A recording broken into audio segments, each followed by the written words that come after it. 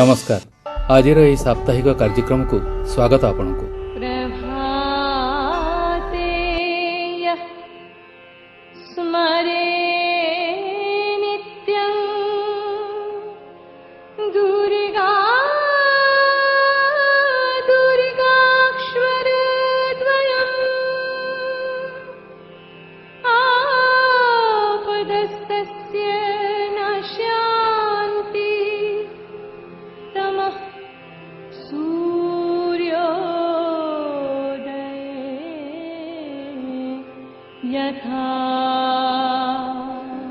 आसंता शनिवार ठारू नवरात्रि आरंभ परे परे शारदीय दुर्गा पूजा और दशहरा।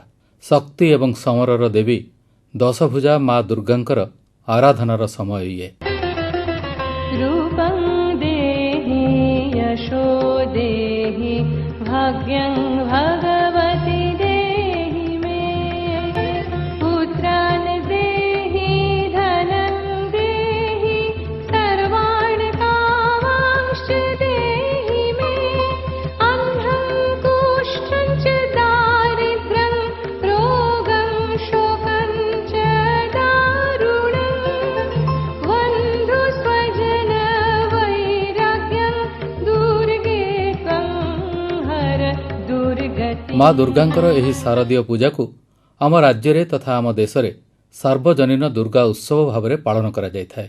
मेढ़ मंडप तोरण साजसज्जा और पूजा किणाकिणी बुलाबुली रे खूब मुखर हो उठे गाँ ठू सहर और बजार।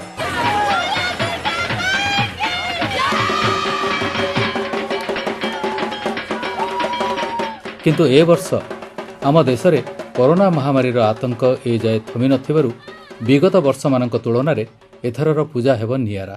अबाध पूजा बुला मुक्त मनोरंजन एवं उन्मुक्त मंडपरे एथर लागिब कोविड-19 कटकणा। उभय केंद्र एवं आम राज्य सरकार पार्वण ऋतु को दृष्टि रखी जारी करिसेंति ए संपर्क रे कोविड कटकणार मार्गदर्शिका। तेणु एही पृष्ठभूमि रे आज ये कार्यक्रम रे प्रसंग कटकणा भितरे दुर्गा पूजा। श्रोताबंधु, नवरात्रि, दुर्गा पूजा, दशहरा, दीपावली, छठ, कालीपूजा, बड़दिन प्रभृतिर ए पार्वण ऋतु कोरोना संक्रमितंकर संख्या वृद्धि करिपारे बोली आशंका करी केंद्र स्वास्थ्य मंत्रणालय एवं आम राज्य सरकार एथर दुर्गा पूजा पालन संपर्क में विस्तृत मार्गदर्शिका जारी करी जनसचेतनता सृष्टि करुछन्ति। तेबे गत रविवार अक्टोबर 11 तारिख में केंद्र स्वास्थ्य मंत्री डॉक्टर हर्षवर्धन एही पूजा ऋतुरे सतर्क रहिबा पई परामर्श देबा सह आसुथिबा शीत ऋतु भी संक्रमण बढ़ई पारे बोली सतर्क कराई दैछन्ति। It would not be wrong to assume that the winter season may see increased rates of transmission of SARS-CoV-2 in the Indian context too. As an individual, as well as the health minister of the country, my dharma is to protect my people, to save lives and not destroy. No religion or God says that you have to celebrate in an ostentatious way, that you have to visit pandals and temples and mosques to pray. There is no need to. तेणु एथर कोविड-19 कटकणा भितरे दुर्गा पूजा आयोजन करने पई राज्य सरकार घोषणा करिसेंति। आम राज्यर दुई जमज नगरी कटक एवं भुवनेश्वर रे केवल 350 रु अधिक सार्वजनीन पूजा मंडप प्रति वर्ष दुर्गा पूजा प्रस्तुत हेउथिबारु एवं लक्षाधिक लोकंकर समागम हेउथिबारु ए दुई नगरीर पुलिस प्रशासन महानगर शांति कमिटी तथा पूजा कमिटी कर्मकर्तांक सह पर्यायक्रमे आलोचना करी शर्तमूलक अनुमति दैछन्ति मंडप गुड़िकरे दुर्गा पूजा आयोजन पई। से सब शर्त भितरे रहिछि मंडप गुड़िकर 3 पट भल भाबे बंद हेबो एवं चतुर्थ तथा सामना पटरे एभली परदा रहिबो जहा फलरे बाहरु केही देवी प्रतिमा को देखि परिबेनी। मंडपरे कर्मकर्ता पूजारी एवं सहायकंकु मिसाई मोट 7 जन रहिबे। पुणी मास्क सानिटाइजर व्यवहार करने सह निर्धारित 6 फुट्र दूरता रखिबे परस्पर ठारू। मंडप सामने कौनसी प्रकार गहली सृष्टिकारी संगीत व नृत्य कार्यक्रम को बारण करा सह घट फोटो एवं घंट भितरे पूजा सीमित रखिबाकू कुहाଯାଇଛି। सेहीपरि भसाणी उत्सव भी मना, केवल निर्धारित कृत्रिम पोखरी रे विसर्जन को अनुमति मिलिछि। प्रतिमा किंबा पवित्र ग्रंथ आदि को छुईबाकू निषिद्ध कराଯାଇଛି। तेबे कटकणा भितर आयोजित हेबाकू रहितबा ଐତିହାସିକ କଟକର ଦଶହରା ଏବଂ ରାଜଧାନୀ ଭୁବନେଶ୍ୱର ଦୁର୍ଗାପୂଜା ସମ୍ପର୍କରେ ଆମ ଏ କାର୍ଯ୍ୟକ୍ରମ ପୁଲିସ କମିଶନର ଡକ୍ଟର ସୁଧାଂଶୁ ଷଡ଼ଙ୍ଗୀଙ୍କଠାରୁ ସାଉଁଟିଛି ମତାମତ। ଆପଣଙ୍କ ଶ୍ରୋତାମାନଙ୍କୁ ନମସ୍କାର। ଟିକେ ନିଶ୍ଚିତ ଦୁଃଖ ଲାଗୁଛି ଭାବିକି, କାରଣ ସହରବାସୀ ଆମର ଅପେକ୍ଷା କରନ୍ତି ବର୍ଷ ଯାକ ଦୁର୍ଗାପୂଜା ପାଇଁ, ପାର୍ବଣ ଋତୁ ପାଇଁ। ପ୍ରଥମେ ଦୁର୍ଗାପୂଜା ହୁଏ, ତାପରେ କିଛି ଜାଗାରେ ଲକ୍ଷ୍ମୀ ପୂଜା ହୁଏ, ତାପରେ କାଳୀ ପୂଜା ହୁଏ ଏବଂ କାର୍ତ୍ତିକେଶ୍ୱର ପୂଜା ହୁଏ, ବାଲିଯାତ୍ରା ହୁଏ।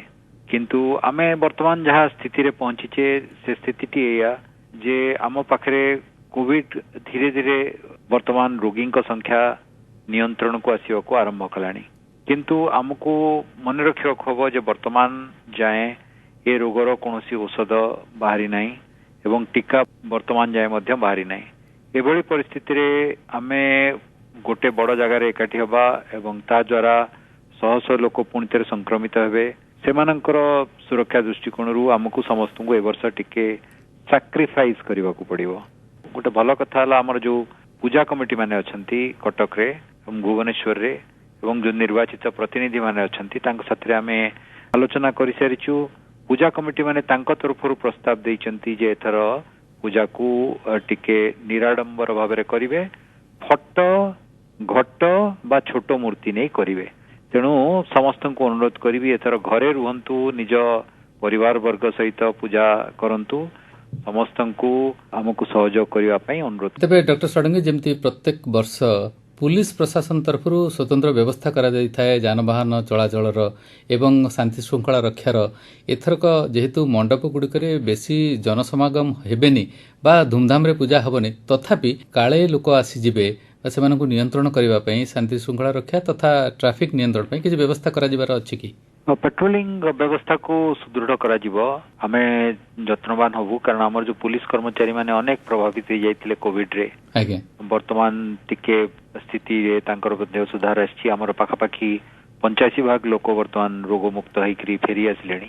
ସେଇଟା ଗୋଟେ ଆମ ପାଇଁ ଭଲ କଥା। ତେଣୁ ଆମେ ଭାବୁଛୁ ଯେ ଆମେ ଏଇ ନିୟମକୁ କାର୍ଯ୍ୟକାରୀ କରାଇବୁ।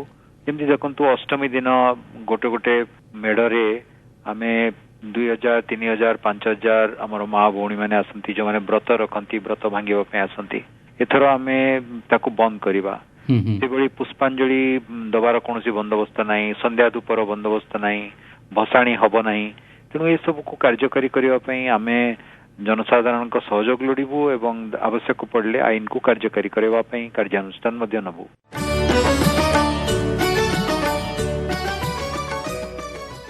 ଶ୍ରୋତାବନ୍ଧୁ, ମାନ୍ୟବର ଉଚ୍ଚ ନ୍ୟାୟାଳୟଙ୍କର ନିର୍ଦ୍ଦେଶନାମା ଅନୁସାରେ ରାଜ୍ୟ ସରକାର ଏଥର ପୂଜା ପାଇଁ ଆଗୁଆ ଜାରି କରିଥିବା ମାର୍ଗଦର୍ଶିକାରେ ଉଲ୍ଲେଖ କରିଛନ୍ତି ଯେ କଟକ, ଭୁବନେଶ୍ୱରରେ ଦୁର୍ଗାପୂଜା ଆୟୋଜନ ପାଇଁ ପୁଲିସ କମିଶନରଙ୍କଠାରୁ ଏବଂ ଅନ୍ୟ ସ୍ଥାନରେ ଜିଲ୍ଲାପାଳମାନଙ୍କଠାରୁ ଅନୁମତି ଲୋଡ଼ା। ମୃଣ୍ମୟୀ ମୂର୍ତ୍ତିଙ୍କର ଦର୍ଶନକୁ ବାରଣ କରି ବହୁ ଲୋକଙ୍କର ଉପସ୍ଥିତିକୁ ତଥା ସମ୍ପୃକ୍ତିକୁ ନିୟନ୍ତ୍ରଣ କରିବା ପାଇଁ ହୋଇଥିବା ଏ କଟକଣାକୁ ପ୍ରାୟ ଅଧିକାଂଶ ପୂଜା କମିଟି ଗ୍ରହଣ କରି ଜାରି ହୋଇଥିବା ମାର୍ଗଦର୍ଶିକାର ଅନୁପାଳନ ପାଇଁ ରାଜି ହୋଇଛନ୍ତି। ରାଜ୍ୟରେ ଦୁର୍ଗାପୂଜା ଆୟୋଜନ କ୍ଷେତ୍ରରେ ଐତିହାସିକ ପରମ୍ପରା ସୃଷ୍ଟି କରିଥିବା କଟକ ମହାନଗର ଶାନ୍ତି କମିଟିର ସମ୍ପାଦକ ଭିକାରୀ ଚରଣ ଦାସ ଏ ସମ୍ପର୍କରେ ପ୍ରତିକ୍ରିୟାରେ କହନ୍ତି, ପ୍ରଥମେ ମୁଁ କଟକ ମହାନଗର ଶାନ୍ତି କମିଟି ପକ୍ଷରୁ ଆପଣଙ୍କର ଆକାଶବାଣୀ ଜରିଆରେ ଓଡ଼ିଶାର ଅଗଣନ ଜନସାଧାରଣଙ୍କୁ, ଶ୍ରୋତାଙ୍କୁ ମୋର ହାର୍ଦ୍ଦିକ ଅଭିନନ୍ଦନ ଜଣାଉଛି। ଯେ କରୋନା ମହାମାରୀ କାରଣରୁ ଚଳିତ ବର୍ଷ ମାର୍ଚ୍ଚ ମାସ ଠାରୁ ଆରମ୍ଭ କରି ଅକ୍ଟୋବର ଆଜି ମଧ୍ୟଭାଗରେ ପହଞ୍ଚିଲେ ଆମେ ବାସନ୍ତୀ ଦୁର୍ଗା ପୂଜା, ଆମର ରାମନବମୀ, ରଥଯାତ୍ରା ଏବଂ ঈଦ, ମହରମ, ଗଣେଶ ପୂଜା, ତେଣୁ ସମସ୍ତ ଯାନିଯାତ୍ରାକୁ ଆମେ ପାଳନ କରିନେ, ଯଦି ବା କରିଛେ ଖୁବ୍ ନିରାଡମ୍ବର ଭାବରେ କରିଛେ। ତେଣୁ ସେଇ ଦୃଷ୍ଟିକୋଣରୁ ଆମର ଯୋଉ କଟକଣା ଗୁଡ଼ିକ ବର୍ତ୍ତମାନ ଆମ ଦୁର୍ଗା ପୂଜା ପାଇଁ ଲାଗୁ ହୋଇଛି, ପୋଲିସ ପ୍ରଶାସନ ସହିତ ପୂର୍ବାଞ୍ଚଳ ଶାନ୍ତି କମିଟି, କଟକ ମହାନଗର ଶାନ୍ତି କମିଟି କର୍ମକର୍ତ୍ତାଙ୍କର ବୈଠକରେ ସମ୍ପର୍କରେ ବିଚାର ବିମର୍ଶ ହେଇଥିଲା। କଲା ପରେ ରାଜ୍ୟ ସରକାର ଗୋଟେ ଗାଇଡଲାଇନ କଲେ, ଯୋଉ ଗାଇଡଲାଇନ ଆଧାରରେ କଟକରେ ପାଖାପାଖି 95% ପୂଜା ମଣ୍ଡପ ସେ ଗାଇଡଲାଇନ ଆଧାରରେ ଅଛନ୍ତି। ରାଜ୍ୟ ସରକାର ଯୋଉ ଗାଇଡଲାଇନ କରିଛନ୍ତି ଚଳିତ ବର୍ଷ ସାର୍ବଜନୀନ ଦୁର୍ଗା ପୂଜା ପାଇଁ, ଏଇଟା କେବଳ କଟକ ସହର ପାଇଁ ନୁହେଁ, ସାରା ଓଡ଼ିଶା ପାଇଁ କରିଛନ୍ତି। କେବଳ ଦୁର୍ଗା ନୁହେଁ, ଦୁର୍ଗା ପୂଜା, କାଳୀ ପୂଜା, ଲକ୍ଷ୍ମୀ ପୂଜା ଏବଂ ପରବର୍ତ୍ତୀ ଅବସ୍ଥାରେ ସେଇଟା ବୋଧେ ଅନ୍ୟ ପୂଜାକୁ ହବ ବୋଧେ କାର୍ତ୍ତିକେଶ୍ୱର ପୂଜାକୁ ଲକ୍ଷ୍ୟ କରିଛନ୍ତି। ସିଏ ଗାଇଡଲାଇନ କରିଛନ୍ତି ଯେ ମୂର୍ତ୍ତିର ଉଚ୍ଚତା 4 ଫୁଟ ରହିବ। ଆଜ୍ଞା 4 ଫୁଟ ହେଲେ ମୂର୍ତ୍ତିଟା ଆଉ ବଡ ଚେସିସ୍ ବା ବହୁତ ବଡ ଖଡମା ବେଶୀ ଲୋକର ଆବଶ୍ୟକତା ପଡିବନି। ଗୋଟେ ଟଲିରେ ବା ଡାଲା ଅର୍ଥରେ ମୂର୍ତ୍ତିଟି ନେଇକିନା ତମେ ନଦୀରେ ବିସର୍ଜନ କରିପାରିବ। ଏଇଟା ସାମାଜିକ ଦୂରତା ଏବଂ କୋଭିଡ କଟକଣାକୁ ଦୃଷ୍ଟିରେ ରଖି କରିଛନ୍ତି। ଆଜ୍ଞା ଦ୍ୱିତୀୟ କଥା କରିଛନ୍ତି ଯେ ପୂଜାଟା ଯଥାବିଧି ହବ, ସାଜସଜା ହବ ନାହିଁ, ସାଂସ୍କୃତିକ କାର୍ଯ୍ୟକ୍ରମ ହବ ନାହିଁ, ଭସାଣି ମଧ୍ୟ ହବ ନାହିଁ, କେବଳ ବିସର୍ଜନ ହବ। ସେ ମଧ୍ୟ ନିୟମ ହେଇଛି ସେଇ 8-10ଟି ଲୋକ ଭିତରେ ବିସର୍ଜନକୁ ସୀମିତ କରିବେ ଗୋଟିଏ ଘଣ୍ଟ ବଜେଇ। ତେଣୁ କୌଣସି ବାଜା ବାଜିବନି। ଏ ସବୁ ଯେତେ ସମ୍ଭବ ନିରାଡମ୍ବର ଭାବରେ ହବ। କୌଣସି ପ୍ରସାଦ ବଣ୍ଟନ ହବନି, ଦହି ପଖାଳ ହବନି, ବାହ୍ୟ ଆଡମ୍ବର କିଛି ହବନି। ଆପଣଙ୍କର ସମର୍ଥନ କେମିତି ରହିଛି? ଜନସାଧାରଣଙ୍କର ଏ କଥାରେ ସମର୍ଥନ ଅଛି। ଆମେ ମଧ୍ୟ କଟକ ମହାନଗର ଶାନ୍ତି କମିଟି ଅଧୀନରେ 170 ମଣ୍ଡପ ଅଛି। ସମସ୍ତଙ୍କୁ ଆମେ ମଧ୍ୟ ନିବେଦନ କରିଛୁ ଯେ ସରକାରଙ୍କର ଗାଇଡଲାଇନ ଅନୁସାରେ ସମସ୍ତେ ଚଳିତ ବର୍ଷ ପୂଜାକୁ କରନ୍ତୁ। ଏ ପୂଜାକୁ ଆମେ ନିଶ୍ଚିତ ଭାବରେ ଯେତେ ଆମ ମନ ଭିତରେ ସାଂସ୍କୃତିକ ମନୋଭାବ ଜାଗ୍ରତ ହେଇଥିଲେ ମଧ୍ୟ ଆମେ ତାକୁ ଦମନ କରି ଆମେ କିଭଳି ଭାବରେ ମାନବ ସମାଜ ଏବଂ ଆମେ ସମସ୍ତେ ଏ କରୋନା ମହାମାରୀରୁ ରକ୍ଷା ପାଇପାରିବା ସେ ଦିଗରେ ସମ୍ପୂର୍ଣ୍ଣ ଭାବେ ସରକାରଙ୍କର ଯୋଉ ଗାଇଡଲାଇନକୁ ସହଯୋଗ କରି ଚଳିତ ବର୍ଷର ଆମେ ଦୁର୍ଗା ପୂଜା, କାଳୀ ପୂଜା ଏବଂ କାର୍ତ୍ତିକେଶ୍ୱର ପୂଜାକୁ ଆମେ ସମାହିତ କରିବା। ପ୍ରାୟ ଏକାଭଳି ଅନୁଭବ ଭୁବନେଶ୍ୱର ଶାନ୍ତି କମିଟିର ସମ୍ପାଦକ ତଥା ନୟାପଲ୍ଲୀ ପୂଜା କମିଟିର ସମ୍ପାଦକ ନବଘନ ବେହେରାଙ୍କର। ଚଳିତ ବର୍ଷ କୋଭିଡ-19 ଯୋଉ ବ୍ୟବସ୍ଥା ରହିଛି, ଯାହା ସାରା ବିଶ୍ୱକୁ ଯୋଉ ପ୍ରଭାବ ପଡିଛି, ସେଥିପାଇଁ ଓଡିଶା ସରକାର ବା ରାଜ୍ୟ ପ୍ରଶାସନିକ ଯାହା ନିଷ୍ପତ୍ତି ଆମର ଯାହା ନିଆଯାଇଛି, ନିଶ୍ଚିତ ଭାବରେ ଆମେ ପୂଜା କମିଟି ବା ଶାନ୍ତି କମିଟି ତାକୁ ସ୍ୱାଗତ କରିଛି। ଭୁବନେଶ୍ୱରରେ ପ୍ରାୟ 157ରୁ 58 ଜାଗାରେ ପୂଜା କରାଯାଏ।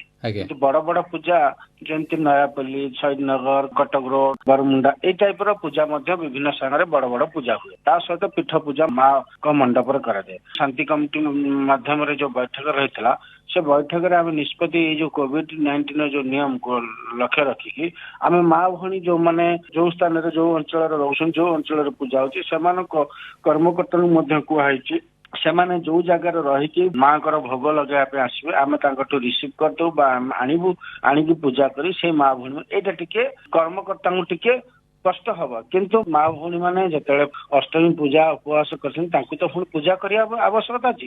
ଆମେ ପ୍ରତ୍ୟେକ ବର୍ଷ ଜାକଜକମରେ କରୁଥିଲେ, ଆସୁଥିଲେ, ଯାଉଥିଲେ, କିନ୍ତୁ ଯେହେତୁ କୋଭିଡ-19 ଟା ଯୋଉ ପ୍ରଭାବ ରହିଛି, ସେଥିପାଇଁ ମା ମାନେ ଭଉଣୀ ମାନେ ସୁରକ୍ଷିତ ରହିବା ପାଇଁ କର୍ମକର୍ତ୍ତା ମଧ୍ୟ ଏଥିରେ ନିୟୋଜିତ ରହିବେ। ଯେହେତୁ ମଣ୍ଡପ ପାଖରେ ଜାକଜମ ହଉନି ବା ମାଙ୍କୁ ଦର୍ଶନ କରିବା ପାଇଁ ବଞ୍ଚିତ ରହୁଛନ୍ତି, ସେଥିପାଇଁ ଇଏ ଆମର ସ୍ପେଶାଲ ସର୍ଭିସ ଅଛି ବୋଲି ଯୋଜନା ରହିଛି। ଶାରଦୀୟ ଦୁର୍ଗାପୂଜା ଆମ ରାଜ୍ୟରେ ଏତେ ବ୍ୟାପକ ହୋଇଛି ଯେ କେବଳ ଐତିହାସିକ ସହର କଟକ କିମ୍ବା ରାଜଧାନୀ ଭିତରେ ଏହା ସୀମିତ ନୁହେଁ। ପଶ୍ଚିମ ଓଡ଼ିଶାର ରାଉରକେଲା, ଦକ୍ଷିଣ ଓଡ଼ିଶାର ବ୍ରହ୍ମପୁର, ଉତ୍ତର ଓଡ଼ିଶାର ବାଲେଶ୍ୱର ଏବଂ ବାରିପଦା ସହରରେ ବି ଖୁବ୍ ଆଡମ୍ବରରେ ଆୟୋଜନ କରାଯାଇଥାଏ ସାର୍ବଜନୀନ ଦୁର୍ଗାପୂଜା। ତେଣୁ ଆମ ପ୍ରସାରଣ ଅଞ୍ଚଳ ମଧ୍ୟରେ ରହିଥିବା ବାଲେଶ୍ୱର ସହରର ସୁନହଟରେ ଥିବା ଏକ ବହୁ ପୁରାତନ କନକ ଦୁର୍ଗା ମଣ୍ଡପରେ ଏଥର କିଭଳି ଆୟୋଜନ ହେଉଛି ପୂଜା, ଏକଥା ଜାଣିବା ପାଇଁ ଆମେ ଯୋଗାଯୋଗ କରିଛୁ କର୍ମକର୍ତ୍ତା ରାମଚନ୍ଦ୍ର ସାମନ୍ତରାୟଙ୍କ ସହ। ଗଭର୍ଣ୍ଣମେଣ୍ଟର ଯାହା ଗାଇଡଲାଇନ୍ ଅଛି, ଆମେ ଟୋଟାଲ ତାକୁ ଫଲୋଅପ୍ କରିବୁ। ଆମର ଏଠି ଭିଡ଼ କରିବାକୁ ଦିଆଯିବ ନାହିଁ, ଆଉ ଡିଷ୍ଟାନ୍ସ ମେଣ୍ଟେନ କରିବୁ, ଡବଲ ବ୍ୟାରିକେଡ୍ କରିବୁ। ପାର୍ମାନେଣ୍ଟ ମଣ୍ଡପ ଅଛି, ମଣ୍ଡପ 30 ଫୁଟ, ନାଟ ମଣ୍ଡପ ଅଛି 40 ଫୁଟ। ତେଣୁ ତା ଭିତରେ ଆମେ ଡବଲ ଟ୍ରିପୁଲ ବ୍ୟାରିକେଡ୍ କରିକି ରଖିବୁ। ଲୋକଙ୍କ ଯେମିତି ସମାଗମ ହବ ନାହିଁ। ଏଇ ଅଷ୍ଟମୀ ଦିନ 5000 ଖଣ୍ଡେ ଲୋକ ହୁଅନ୍ତି, 2000 ପାଖାପାଖି ଡଲା ଆସେ। ଡଲାଟା ଟୋଟାଲ ଆମେ ବୟକଟ କରିଦେଇଛୁ, ଡଲା ଆସିବ ନାହିଁ। ପୁଷ୍ପାଞ୍ଜଳି ସମୟରେ 2-3000 ଲୋକ ଗ୍ୟାଦରିଂ ହୁଅନ୍ତି, ସେଟାକୁ ବି ଆମେ ଆଭଏଡ୍ କରିଦେଇଛୁ। ଆମେ ଲିଫଲେଟ ଦେଇକି ସେଟା ବି ବନ୍ଦ ରହିବ। ପ୍ରସାଦ ସେବନ ଯେ ହୁଏ ନବମୀର, ସେଟା ବି ଆମେ ପୁରା ବୟକଟ କରିଦେଇଛୁ ପ୍ରସାଦଟା। ତେବେ ଶ୍ରୋତାବନ୍ଧୁ, ଆଜି ଏ କାର୍ଯ୍ୟକ୍ରମରେ ସଂଗଠିତ ମତାମତଗୁଡ଼ିକରୁ ଏକଥା ସ୍ପଷ୍ଟ ଯେ କରୋନା ମହାମାରୀର ଆତଙ୍କକୁ ଏଡ଼ାଇବା ପାଇଁ ଏବଂ ବ୍ୟକ୍ତିଗତ ସ୍ତରରେ ସଂକ୍ରମଣଠୁ ଦୂରରେ ରହିବା ପାଇଁ ଚଳିତ ବର୍ଷର ଦୁର୍ଗାପୂଜାରେ ଆମର ଲୋଡ଼ା ସଂଯମ। ଗହଳି, ଗମାତ ଆଉ ଅଯଥା ଗତାଗତ ନିହାତି ଅଲୋଡ଼ା।